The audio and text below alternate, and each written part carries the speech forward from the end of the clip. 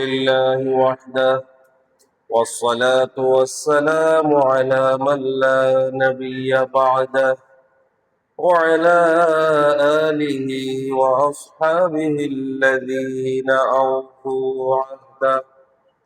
أما بعد فأعوذ بالله من الشيطان الرجيم. بسم الله الرحمن الرحيم. إن الذين آمنوا ثم كفروا ثم آمنوا ثم كفروا ثم ازدادوا كفرا لم يكن الله ليغفر لهم ولا ليهديهم سبيلا. بشر المنافقين بأن لهم عذابا أليما. وقال تعالى: إنما يريد الله ليذهب عنكم الرجس أهل البيت ويطهركم تطهيرا. صدق الله العلي العظيم وصدق رسوله النبي الحبيب الكريم.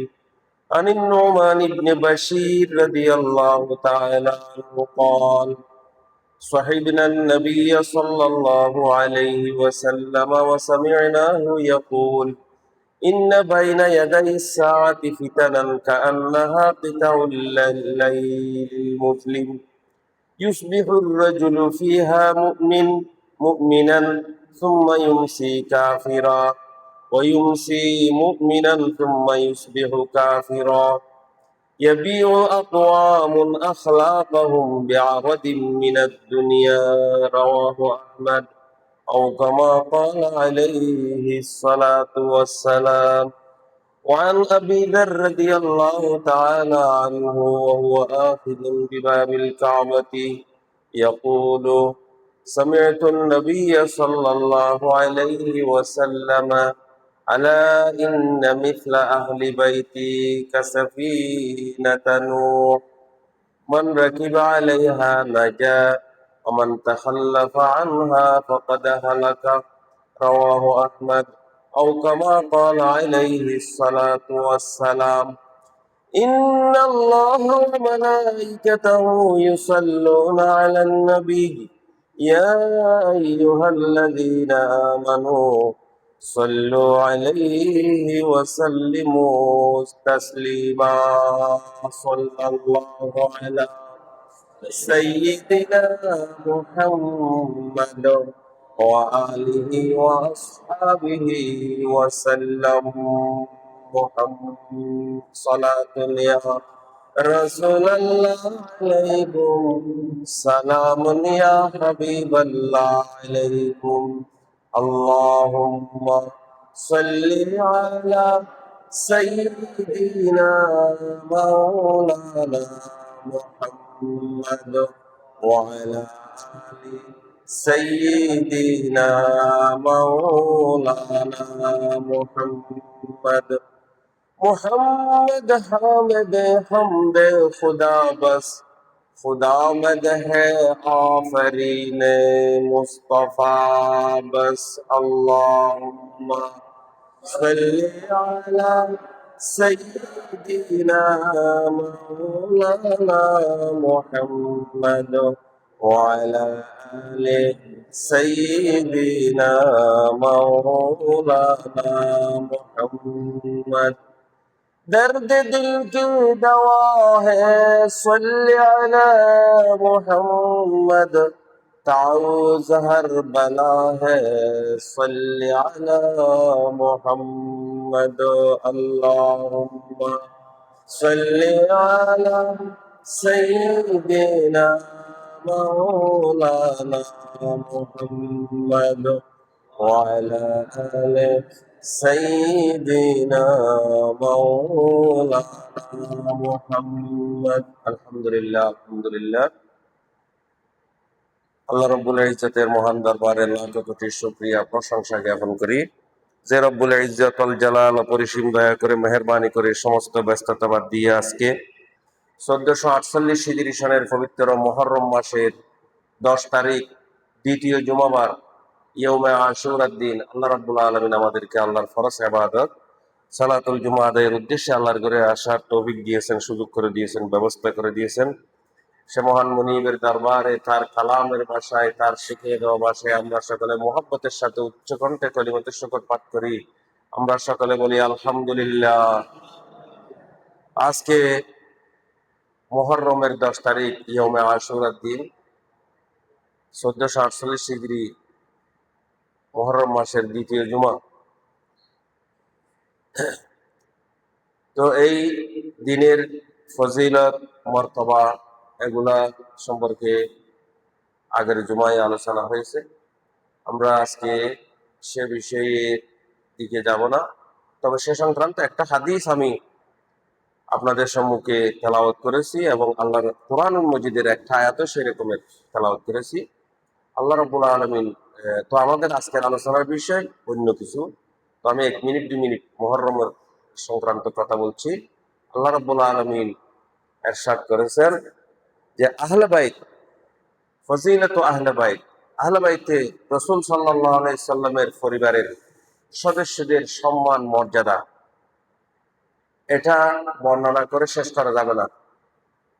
আল্লাহ রসুলের উপর যখন দরুদ শরীফ পাঠ করা হয়, সাথে সাথে আল্লাহ রসুলের পরিবারের উপরও দরুদ শরীফ পাঠ করতে হয়। এটা আমরা প্রতিনিয়ত করি, কিন্তু আমরা বুঝি না। দেখেন, আল্লাহুম্মা সাল্লি আলা মুহাম্মাদ ওয়া আলা আলি মুহাম্মাদ। আল্লাহ, তুমি অজস্র রহমত বরকত নাজিল করো তোমার হাবিব শেষ নবী রহমতুল লিল আলামিন মুহাম্মদ মুস্তাফা সাল্লাল্লাহু আলাইহি সাল্লামের প্রতি, ওয়া আলা আলি মুহাম্মদ, এবং তার পরিবার পরিজনের উপরও নাজিল করো। আল্লাহু আকবার। এরকমের এটা, তাহলে এখান থেকে তাহলে আহলে বাইত, আল্লাহ রসুলের পরিবারের উপরও দরুদ শরীফ পড়তে হয়।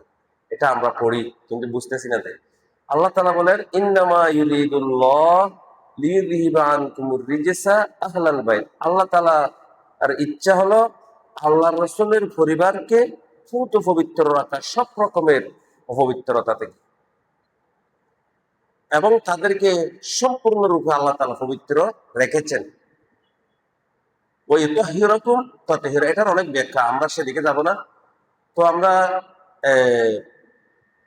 পৃথিবীর ইতিহাসে বিভিন্ন রকমের ঘটনা সংঘটিত হয়েছে যে মুহররমের 10 তারিখ, এর মধ্যে বিশেষ করে মুসা আলাইহিস সালামের সংক্রান্ত, এটা আমি আগের জুমাগুলোতে আলোচনা করেছি।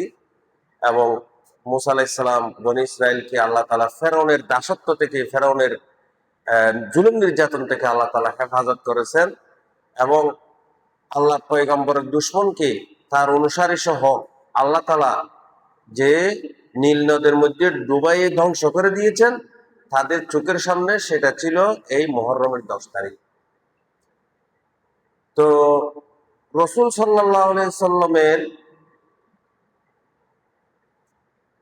হায়াতে নববীর পর, ওফাতের শরীফের পর প্রায় 30 বছর পরে আরেকটি ঘটনা সংঘটিত হয়েছে, সেটাও যে মুহররমের 10 তারিখ হয়েছে। তবে সেটার সাথে মুসলমানদের ঈমান আকীদার সাথে সম্পৃক্ত বিষয় নয়, যেহেতু এটা নবুয়তের কত বছর পরে, প্রায় 37 বছর পরে। সেটা হলো কারবালার প্রান্তরে নবী সাল্লাল্লাহু আলাইহি ওয়াসাল্লামের প্রিয় দৌহিত্র নাতি হযরত হুসাইন রাদিয়াল্লাহু তাআলা আনহুকে যে শাহাদাত বরণ করেছেন, তাকে কুফাবাসীদের আমন্ত্রণে তিনি কুফায় গিয়েছিলেন। যাওয়ার পথে কারবালা প্রান্তরে তাকে কি করেছে, আটক করেছে, তাকে আর যেতে দেয়নি, বাধা দিয়েছে, এবং পরিশেষে তাকে সেখানে কুফাবাসীদের সাথে, এজিদের বাহিনীর সাথে যুদ্ধ করতে হয়েছে। সেখানে তিনি সপরিবারে শাহাদাত বরণ করেছেন। সেটা ছিল যে এই মুহররমের 10 তারিখ। তবে এটা ঈমান আকীদার সাথে সম্পৃক্ত বিষয় নয়, কিন্তু আল্লাহ রসুলের পরিবার পরিজনকে মহব্বত করে, সেটা ঈমানের অংশ। সেটা কিসের অংশ? ঈমানের অংশ। তো হযরত হুসাইন রাদিয়াল্লাহু তাআলা আনহু যে মুসলমানদেরকে নিয়ে, তার পরিবার পরিজনকে নিয়ে তিনি সেখানে গিয়েছিলেন, নিজের ইচ্ছাই যাননি। তারা যে অনেক চিঠি পাঠিয়েছিলেন, তাকে সেখানে যাওয়ার জন্য দাওয়াত দিয়ে তাকে অনেক পত্র পাঠিয়েছিলেন যে তার হাতে বায়াত গ্রহণ করবেন, সেরকমের দিয়ে। কিন্তু তারা তাকে হযরত হুসাইন রাদিয়াল্লাহু তাআলা আনহুকে সহযোগিতা করার জন্য এগিয়ে আসেনি। তারা ইয়াজিদের বাহিনী যখন তাকে ওই ফোরাতের প্রান্তরে বাধা দিয়েছিল, সেখানে তাকে শাহাদাত বরণ করতে হয়েছে। জন্য আহ আল্লামা ইকবাল রহমতুল্লাহ আলাই তিনি অত্যন্ত যে হৃদয় ভরা, হৃদয়ে আবেগে আপ্লুত হয়ে তিনি বলেছিলেন, মুঝে কুফাওয়ালো, মুঝে কুফাওয়ালো, मैं आया नहीं गो नहीं बुलाया गया हो, मुझे कुफावालो मैं आया नहीं हो। যে আমি নিজে নিজে আসিনি, আমাকে দাওয়াত দিয়ে এখানে আনা হয়েছে। তো সে হুসাইন রাদিয়াল্লাহু তাআলা আনহুকে সেখানে শাহাদাত বরণ করতে হয়েছে। যারা দাওয়াত দিয়েছিল তারা চুপ মেরে থেকেছিল, তাকে সহযোগিতা করার জন্য আসেনি। তো যাই হোক, সেটা তো তো রসুল সাল্লাল্লাহু আলাইহি ওয়াসাল্লামের পরিবারের সদস্য হযরত ফাতেমা রাদিয়াল্লাহু তাআলা আনহু, হযরত হুসাইন রাদিয়াল্লাহু তাআলা আনহু, হযরত হাসান রাদিয়াল্লাহু তাআলা আনহু এবং হযরত আলী রাদিয়াল্লাহু তাআলা আনহু সহ আজওয়াজ মুতাহহারাত রাদিয়াল্লাহু আনহুম, এদেরকে মহব্বত করা এটা ঈমানের একটা অংশ। তো সেই ফুরাতের প্রান্তরে, ফুরাত নদীর তীরে হযরত হুসাইন রাদিয়াল্লাহু তাআলা আনহুকে শাহাদাত বরণ করতে হয়েছে। অথচ আল্লাহর রাসূল বলেছেন যে আমি তোমাদের কাছে দুইটি জিনিস রেখে যাচ্ছি, তারাকতু ফীকুম তারাকতু ফীকুম শাইআইনে তারাকতু ফীকুম আমরাইনে, আমি তোমাদের কাছে দুইটা বিষয় রেখে যাচ্ছি। একটা হচ্ছে আল্লাহর কিতাব, আর একটা হচ্ছে আমার পরিবারবর্গ, ওয়া আহলু বাইতি, আহলে বাইতি, আমার পরিবার পরিজনকেও তোমাদের কাছে রেখে যাচ্ছি। তাদেরকে সম্মান করতে হবে কিয়ামত পর্যন্ত, যতক্ষণ আল্লাহ। এ হাদিসে সেটা, আর হাদিসে ওয়াসুন্নতি সেটা আছে, আর এখানে ওয়া আহলি বাইতি। এবং আরেক হাদিসে আল্লাহ রাসূল বলেন, উযাক্কিরুকুম ফি আহলি বাইতি, আমি তোমাদেরকে আমার আহলে বাইতের ব্যাপারে সাবধান করেছি, সতর্ক করেছি, খবরদার তাদের সাথে যাতে যাতে কোনো রকমের অমর্যাদা, অসম্মানজনক কোনো কিছু না হয়, তাহলে তোমরা ধ্বংস হয়ে যাবে, ধ্বংস হয়ে যাবে। এই জন্য একটা হাদিস আমি যেটা পড়েছি সেটার অনুবাদটা আপনাদেরকে শোনাই দিয়ে আমার মূল আলোচনার দিকে চলে যাবো আজকে। যে হযরত আবু যর রাদিয়াল্লাহু তাআলা আনহু তিনি হাদিস বর্ণনা করছেন। তিনি ওয়াহুয়া আশিজুন বিবাবিল কাবা, তিনি কাবা শরীফের দরজা মুবারক ধরে, গেলাপ ধরে তিনি বলেছেন, সামিতুন নবিয়্যা সাল্লাল্লাহু আলাইহি ওয়াসাল্লাম, আমি আল্লাহর নবী, আল্লাহর হাবিব সরকার দো আলম সাল্লাল্লাহু আলাইহি ওয়াসাল্লামের কাছে শুনেছি, তিনি বলেছেন, ইয়াকুলু আলা ইন্না আহলা বাইতি মিসলা সাফিনাতা নূহ, ও দুনিয়াবাসীরা তোমরা জেনে রাখো, আমার পরিবারের সদস্যরা হচ্ছে তোমাদের কাছে নূহ আলাইহিস সালাতু ওয়াস সালামের কিস্তির মতো, নৌকার মতো, মিসলা সাফিনাতা নূহ। তো নূহ আলাইহিস সালামের নৌকার মধ্যে যারা উঠেছিল আল্লাহ তাআলা তাদেরকে নাজাত দিয়েছেন, তারা নাজাত পেয়েছিল, নাজাত। ওমান তাখাল্লাফা আনহা হালাকা, যারা নূহ আলাইহিস সালামের ডাকে সাড়া দিয়ে নূহ আলাইহিস সালামের নৌকাতে আরোহণ করেনি, তারা ধ্বংস হয়ে গেছে, বরবাদ হয়ে গেছে, তারা ফানির তুফানে বেশে ধ্বংস হয়ে গেছে। তো আল্লাহর রাসূল বলেন, আমার পরিবারের সদস্যরা হচ্ছে ওই নূহ আলাইহিস সালামের নৌকার মতো। তোমরা যদি তাদেরকে সম্মান করো তোমরা নাজাত পাবে, তাদের প্রতি ভক্তি শ্রদ্ধা করো তোমরা নাজাত পাবে এবং তোমরা মুক্তি পাবে। আর যদি তাদের ব্যাপারে অবহেলা করো, তাদের অসম্মান করো, তাহলে তোমরা ধ্বংস হয়ে যাবে, বরবাদ হয়ে যাবে। আল্লাহ রাসূল 1400 বছর আগে, 1500 বছর আগে উম্মতকে সাবধান করে গেছেন। এই জন্য রসুল সাল্লাল্লাহু আলাইহি সাল্লামের পরিবার পরিজন, তার আহলে বাইত, আজওয়াজ মুতাহহারাত সহ সমস্ত সাহাবায়ে কেরামের প্রতি যে শ্রদ্ধা, ভালোবাসা, মহব্বত থাকতে হবে। আল্লাহর রসুল বলেছেন, আসহাবি কান নুজুম, আমার সাহাবীরা হচ্ছে তোমাদের জন্য আকাশের তারকার মতো।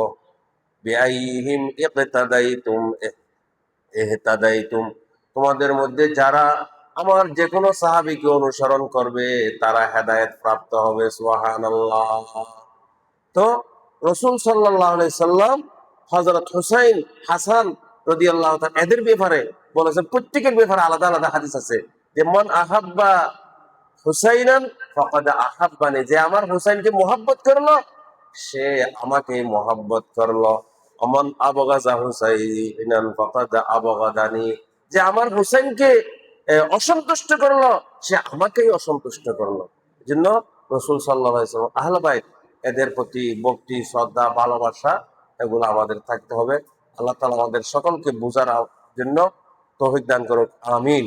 সম্মানিত হাজরিন, আসলে সময় খুব দ্রুত চলে যাচ্ছে। আমি যে বিষয়ের উপর আজকে আপনাদের সম্মুখে কিছু বলার নিয়ত করেছিলাম সেটা হচ্ছে যে ঈমান বিনষ্টকারী বিষয়সমূহ। আমরা কিভাবে আমাদের ওযু ভেঙে যায় সেটা আমরা জানি, কিভাবে গোসল ভেঙে যায় সেটা আমরা জানি, হ্যাঁ, কোন আহ, যে এরকমের, কিন্তু আমাদের এমন কতগুলো কাজ আছে, এমন কতগুলো কথা আছে যেগুলার কারণে, যে কথার কারণে, যে আমলের কারণে আমাদের ঈমান ভেঙে যায়, সেটা আমরা জানি না কি, অথচ এটা বেশি করে জানা আমাদের জন্য খুবই জরুরি, আবশ্যকীয়। কি কারণে আমাদের ঈমান ভেঙে যায়, আমরা ইসলাম থেকে বের হয়ে যাই, ঈমান নষ্ট হয়ে যায়, ইসলাম নষ্ট হয়ে যায়, সেই কাজগুলো আমাদের জানা খুবই দরকারি। তো আমি সে সংক্রান্ত একটা আয়াত তেলাওয়াত করেছি, একটা হাদিসও আপনাদের সম্মুখে পেশ করেছি। আমি সেগুলো ব্যাখ্যা করে বলতে পারবো না, সেই সময় নেই, তো শুধু শিরোনামগুলো বলবো। এর আগে যে আয়াত তেলাওয়াত করেছি আয়াতের বার্তা আপনাদেরকে একটু শোনাই। আল্লাহ তাআলা ইরশাদ করেন সূরাতুন নিসা 137 নম্বর আয়াত, ইন্নাল্লাযীনা আমানু সুম্মা কাফারু সুম্মা আমানু সুম্মা কাফারু সুম্মা ইজদাদু কুফরান লাম ইয়াকুনিল্লাহু লিয়াগফিরা লাহুম ওয়ালা লিয়াহদিয়াহুম সাবিলা।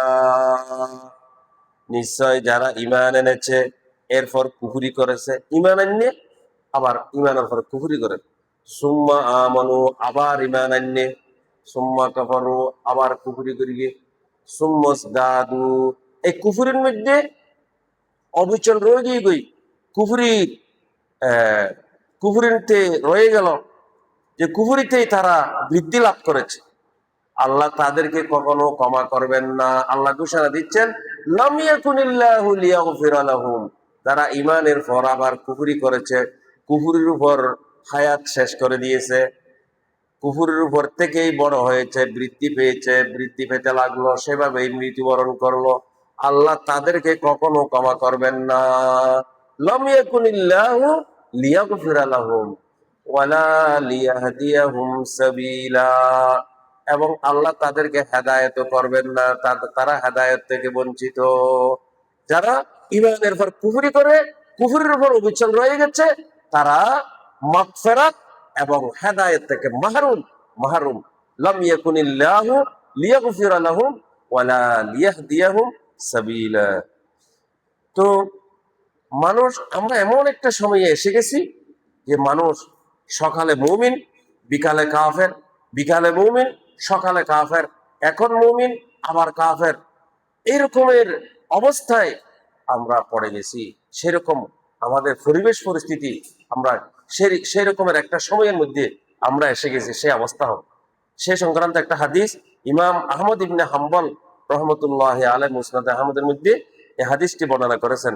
হযরত নোমান ইবনে বশীর রাদিয়াল্লাহু তাআলা আনহু হাদিস বর্ণনা করছেন, ক্বালা সাহিবনা নবী সাল্লাল্লাহু আলাইহি ওয়াসাল্লাম, আমরা রাসূলুল্লাহ সাল্লাল্লাহু আলাইহি ওয়াসাল্লামের সাথে ছিলাম, ওয়া সামি'নাহু, এবং আল্লাহর রাসূলকে বলতে শুনেছি। সে সময় আমরা আল্লাহর রাসূলের কাছে শুনেছি, তিনি বলেছেন, ইন্না বাইনা ইয়াদাই সাআতি ফিতানান কান্নাহা কিতাউল লাইলিল মুজলিম। কিয়ামতের পূর্বে রাতের গুটগুটে অন্ধকারের মতো, গাঢ় অন্ধকারের অংশের মতো ফিতনা ফাসাদ শুরু হবে। কিয়ামতের আগে নানান রকমের ফিতনা, নানান রকমের বিপর্যয়, নানান রকমের ষড়যন্ত্র হবে। ওই রাতের গাঢ় অন্ধকারের মতো সে অবস্থা এসে যাবে। তখন কি হবে? যে এ সময় এক ব্যক্তি সকাল বেলায় ঈমান আনবে, সে সময় মানুষের অবস্থা কি হবে? মানুষ ইউসবিহু ইউসবিহু ইউসবিহুর রাজুলু ফিহা মুমিনা, বেন্না মুমিন আছিল, ঈমানদার আছিল, ওয়া ইউমসি কাফ সুম্মা ইউমসি কাফিরা, আজ না আবার কাফের গিয়ে গিয়ে এই দুনিয়ার লাই স্বার্থর লাই নানান রকমের লোভ লালসার মধ্যে সকালে মুমিন বিকালে কাফের। ওয়া ইউমসি মুমিনান সুম্মা ইউসবিহু কাফিরা। আবার এই সময় একজন ব্যক্তি সকাল বেলায় ঈমান আনবে, আবার সন্ধ্যা বেলায় কাফের হবে, বা সন্ধ্যা বেলায় মুমিন হবে, এরপর সকাল বেলা কাফির হবে। এরকমের অবস্থা কিয়ামতের আগে আসবে। এটা ১৫০০ বছর আগে আল্লাহ রসুল ঘোষণা দিয়েছেন। আরো কি বলছেন? ইয়াবিউ আকওয়ামুন খালাকাহুম বিআরদিম মিনাদ দুনিয়া। অনেক জাতি, অনেক সম্প্রদায়, অনেক মানুষ কি করবে? দুনিয়ার স্বার্থের জন্য তাদের নীতি নৈতিকতা, তাদের চরিত্র, তাদের ঈমান আকীদাকে ধ্বংস করে দেবে। নাউযুবিল্লাহ। ঈমান আকীদা বিক্রি করে ফেলবে। যে কি জন্য? দুনিয়া পাওয়ার জন্য, দুনিয়ার জন্য। আমার টাকা লাগছে, যে আমার জমিদারি, আমার বাদশাহী, আমার ক্ষমতা, আমার স্বার্থ, এগুলো লাগছে আমার আতুন ঈমান আকীদা নালা নাউযুবিল্লাহ। সেরকমের অবস্থা হবে। ইয়াবিউ আখলাকাহুম বিআরাদিম মিনাদ দুনিয়া। ইয়াবিউ আখলাকাহুম, দুনিয়ার সামান্য অর্থ সম্পদের লোভে একদল লোক তাদের চরিত্র বিক্রি করে ফেলবে। ইমাম ইমাম আহমদ ইবনে হাম্বল রহমতুল্লাহ আলাই এই হাদিস বর্ণনা করে। এরকমের হাদিস আরো বিভিন্ন হাদিস গ্রন্থে আছে। তো আমি আপনাদেরকে যে বিষয়টা আজকে উপস্থাপন করতে চাই, যে কোরআন এবং হাদিসের আলোকে বলা যায় যে এমন কিছু কথা ও কর্ম আছে যা বললে বা করলে একজন ব্যক্তি ঈমান বা ইসলামের গণ্ডির ভিতরে আর থাকবে না, সে ঈমান থেকে বের হয়ে যাবে, সে আর মুসলমান থাকে না, সে ইসলামের গণ্ডির ভিতরে থাকে না, ঈমানের গণ্ডির ভিতরে থাকে না। এই ধরনের বিষয় অনেক অসংখ্য আছে। তবে যে আমাদের ওই ইমামগণ যে যে অনেকগুলো বলেছেন, এর মধ্যে কয়েকটা আমি আপনাদের সম্মুখে বলবো। সময় কিন্তু আর 2 মিনিট আছে, আমি শিরোনামগুলো বলবো। 1 নম্বর, এর মধ্যে শিরিক। এর মধ্যে 1 নম্বর কি? শিরিক করলে সে মুমিন হলেও তার মধ্যে আর ঈমান নেই, ঈমান থেকে বের হয়ে গেল, তার সমস্ত আমল বরবাদ। ওয়ালাউ আশরাকু লাহাবিতু আনহুম মা কানু ইয়ামালুন। যারা শিরক করে তাদের সমস্ত আমল বরবাদ। আল্লাহ তাআলা আল্লাহর রাসূলকে সম্বোধন করে বলছেন, লাইন আশরাকতা লায়াহবাতান্না আমালুকা।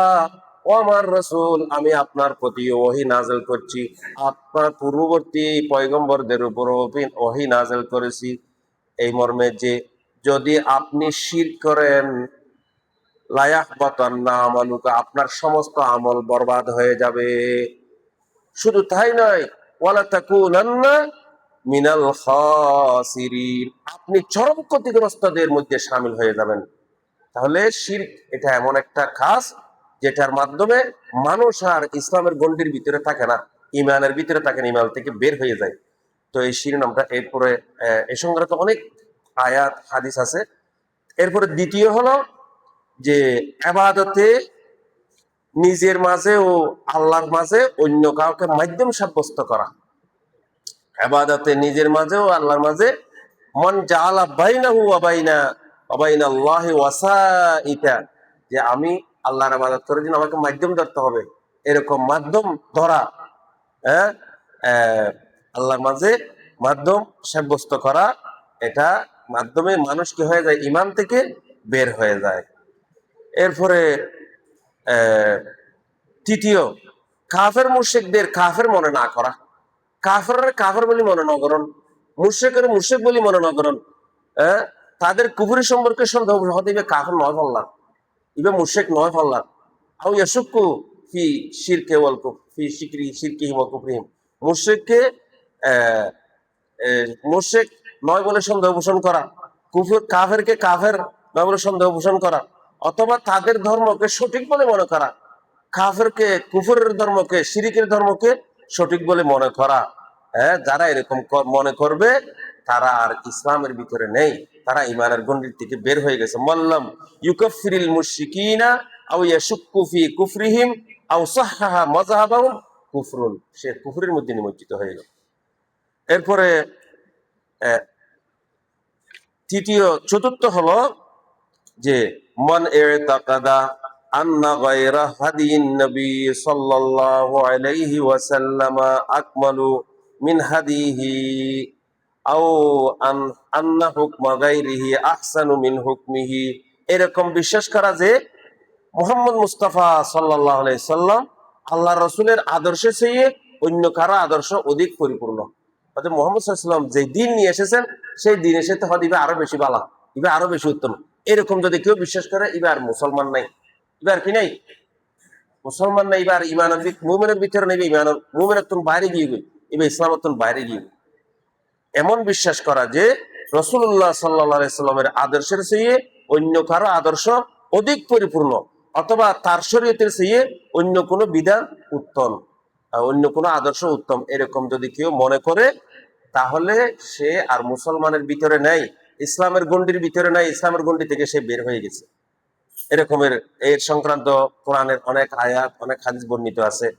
এরপরে 5 নম্বর, মান ইস্তাহজা বিশাইইন মিন দীনির রাসূলি আও সাওয়াবাহু আও ইকাবাহু কুফরুন, আল্লাহর দ্বীন নিয়ে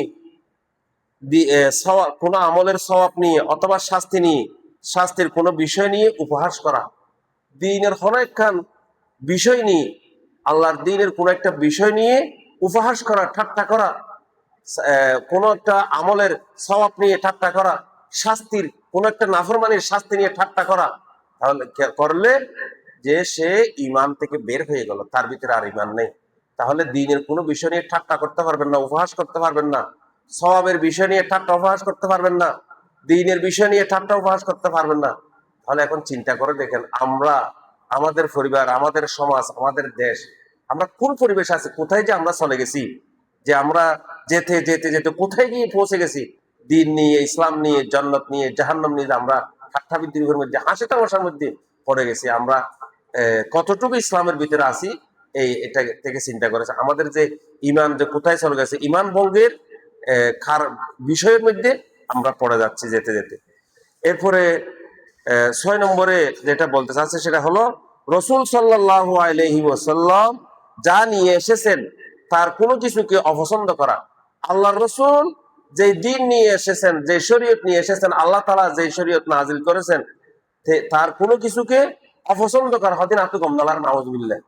দ্বীনের কোন একটা বিষয়কে যদি কেউ এমন করে যে এটা আমার কাছে পছন্দ হচ্ছে না, আমার ভালো লাগতেছে না, আমি এটা মানতে পারবো না, এটা আমার পছন্দ হচ্ছে না, কিন্তু কিছু কিছু মানার পরেও হদিন আতু গমনালা, নমাজ পড়ার হদিন নমাজ আতু গমনালার নাউজুবিল্লাহ, হদি বিয়া কি গিয়ে ইমানতুন, এবার ইমানের ভিতরে নেই, এবার ইসলামের ভিতরে নেই, ইসলাম থেকে বের হয়ে গেছে, তার ইমান ভঙ্গ হয়ে গেছে।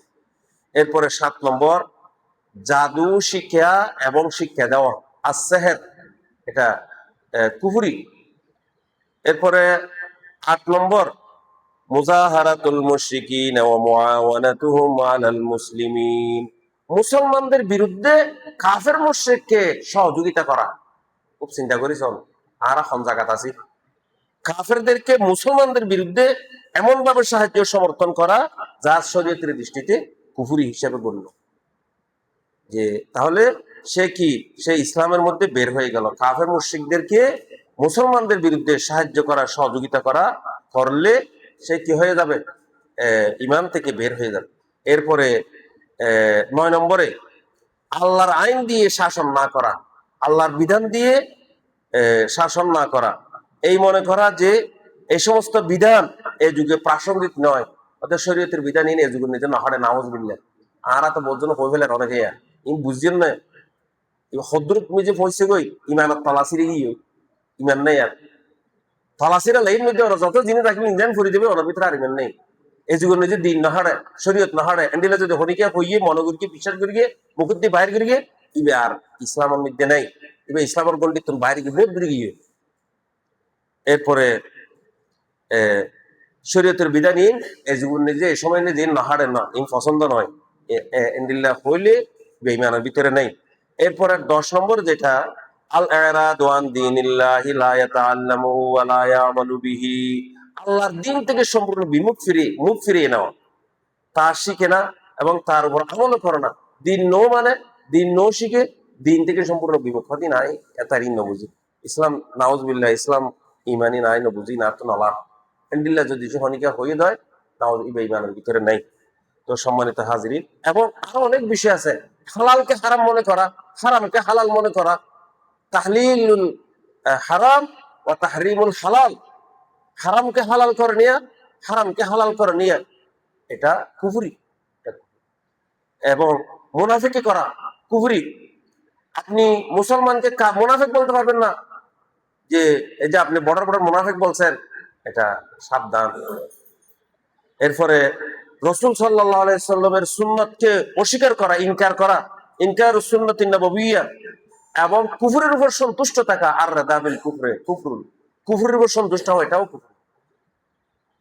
তো আমরা এই যে কয়েকটা কথা বলেছি এগুলার পিছনে এগুলার সাথে অনেক আয়াতে করিমে আছে, অনেক হাদিস আছে।